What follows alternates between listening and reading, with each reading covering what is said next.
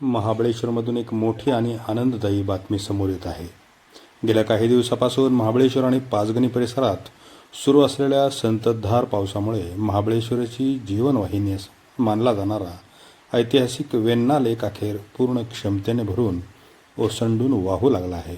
पहिल्याच दमदार पावसात तलावाच्या सांडव्यावरून फेसाळणारे पाणी वाहू लागल्याने निसर्गाचे एक विहंगम दृश्य पाहायला मिळत आहे. यंदा महाबळेश्वरमध्ये पावसाने सुरुवातीपासूनच जोरदार बॅटिंग केले आहे. पावसाने अवघ्या काही दिवसातच तब्बल 47 इंचाचा टप्पा ओलांडला आहे. अधिकृत आकडेवारीनुसार आतापर्यंत येथे तब्बल 1204 मिलीमीटरपेक्षा जास्त पावसाची नोंद झाली आहे. सतत पडणाऱ्या या धुव्वाधार पावसामुळे संपूर्ण महाबळेश्वर आणि पाचगणी परिसराने जणू हिरवी शाल पांघरली आहे. डोंगरावरून कोसळणारे पांढरे फेसाळते धबधबे पर्यटकांना आकर्षित करीत आहेत.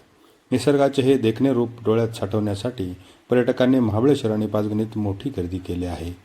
चहूबाजूनी दाट धुक्याची चादर आणि सोबतीला वाहणारा थंडगार वारा अशा वातावरणात पर्यटक वेण्णा लेकच्या परिसरात पावसाच्या सरी अंगावर झेलत फिरण्याचा आनंद घेत आहेत. या गुलाबी थंडीत गरमागरम भाजलेला मका आणि मका पॅटीचा आस्वाद घेणे तसेच धुक्याच्या लपंडावात घोड्यावर बसून फेरफटका मारणे पर्यटकांना अक्षरशः वेड लावत आहे.